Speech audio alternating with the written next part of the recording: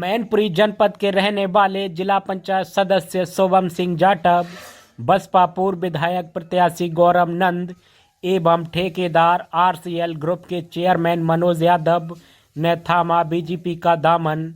उप मुख्यमंत्री केशव प्रसाद मौर्य ने दिलाई सदस्यता, हुआ भव्य स्वागत सम्मान।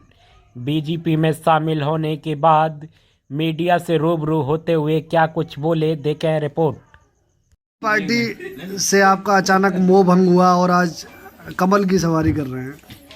ये मोह भंग जो है ये अचानक नहीं हुआ है। मैनपुरी जनपद में, चूंकि मैं मैनपुरी स्तर की राजनीति करता हूं, तो मैं ये जानता हूं कि मैनपुरी जो कि समाजवादी पार्टी का सबसे अभेग गढ़ कहा जाता था, इस अभेग गढ़ को यहाँ के तथाकथित नेताओं ने समाप्तवादी पार्टी बनाने की ओर कदम रख दिया है। और लगभग बहुत समझाने के बाद और शीर्ष नेतृत्व को बताने के बाद जब उनमें कोई सुधार नहीं हुआ और दलितों और पिछड़ों की आवाज़ को दबाया जाने लगा, अंततः मैंने ये निर्णय लिया कि मैं समाजवादी पार्टी को अलविदा कहूँगा।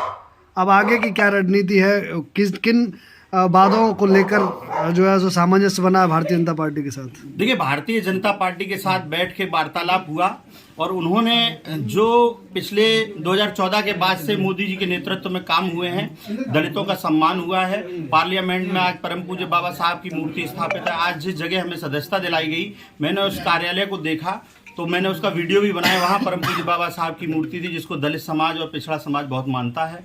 तो भारतीय जनता पार्टी परम पूज्य बाबा साहब को और मिशन को और दलितों और पिछड़ों को भरपूर भागीदारी और साथ दे रही है, सबका विकास कर रही है। आज़ादी के बाद पहली बार हिंदुस्तान के इतिहास को आप उठा के देख लीजिए, सुप्रीम कोर्ट में आज तक कभी कोई दलित जज नहीं हुआ। पहली बार मोदी जी की सरकार में 3 जजों ने शपथ ली है। तो इन्हीं सब बातों से प्रेरित होकर हमारे समाज ने और हमारे लोगों ने, दलित और पिछड़े समाज के लोगों ने, भारतीय जनता पार्टी का ये जो उत्तर प्रदेश का 80 की 80 सीटें जीतने का वादा है और इरादा है, इसमें हम लोग भरपूर सहयोग करेंगे। इसी वादे और इरादे के साथ हमने भारतीय जनता पार्टी को ज्वाइन किया है। क्या मानते हैं कि 24 घंटे के अंदर ही आपने इस्तीफा दिया और 24 घंटे के अंदर ही सदस्यता ग्रहण की? क्या पहले से कुछ चल रहा था क्या? देखिए, पहले से आप लोग इस जिले के बहुत महत्वपूर्ण पत्रकार भाई हैं, आप लोगों को जानकारी है कि नगर पंचायत के चुनाव में एक बड़ा विवाद हुआ था। उस विवाद को लेके मैंने शीर्ष नेतृत्व को बताया, लेकिन उन्होंने मेरी बात को इग्नोर किया।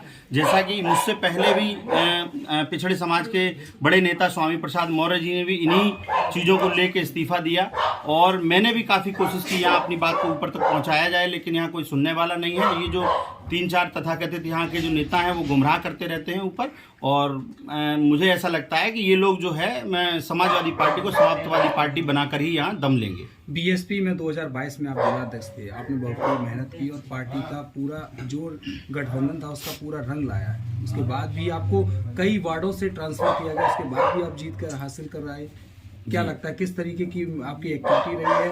क्या उनको सराहना नहीं मिल पाई समाजवादी पार्टी में? जी, एक्चुअली आप जानिए कि 2022 में नहीं, 2019 के लोकसभा चुनाव के दौरान मैं यहाँ से जिलाध्यक्ष था और नेताजी ने जो यहाँ से चुनाव लड़ा 2019 में लोकसभा का चुनाव, उसको हमारे लोगों ने बहुत मेहनत से चुनाव लड़ाया और आज तक किसी भी दलित समाज के किसी एक सिंगल गांव में ऐसा नहीं है जहां विधायक निधि या सांसद निधि से एक स्ट्रीट लाइट भी लगा दी गई हो।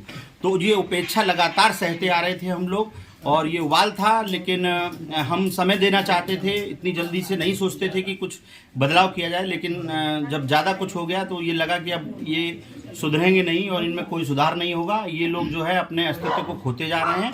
और एक बात और बता दूं, ये समाजवादी पार्टी के जो पिछले कार्यकालों की गुंडागर्दी है, उसको जब तक उत्तर प्रदेश की जनता याद रखेगी, उनके जहन में रहेगा, तब तक उत्तर प्रदेश में किसी की भी सरकार आने वाली नहीं है। आदरणीय मोदी जी और आदरणीय योगी जी के नेतृत्व में भारतीय जनता पार्टी 80 की 80 लोकसभा सीट करके इतिहास को रचेगी।